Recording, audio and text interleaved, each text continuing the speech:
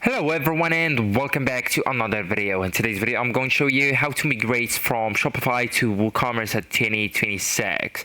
So we'll need at first to prepare. What to prepare? We'll need to back up the Shopify. So we'll need to prepare the backup of Shopify.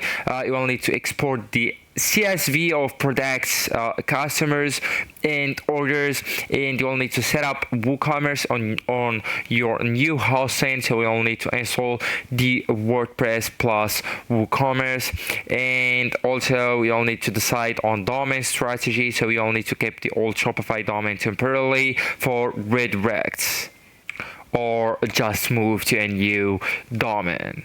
So actually guys, at first you will need to export the Shopify data, and to do that you will need to go with your Shopify admin and then just go with left hand menu and click on the products right here, and then just go and click on an option. It says export. Okay, so as you can see, I didn't import any options or any products right here, so I can't export anything.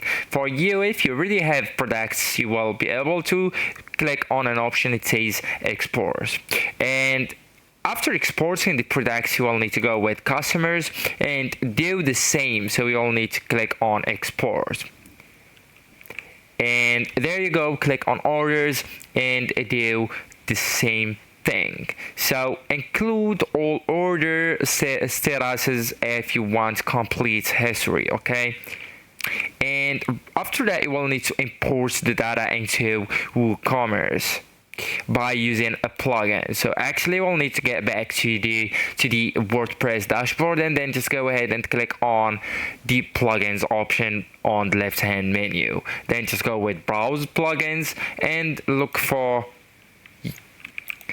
FG Shopify to WooCommerce. If you can't find the FG WooCommerce as well, there is another option. So you can go with cart to cart.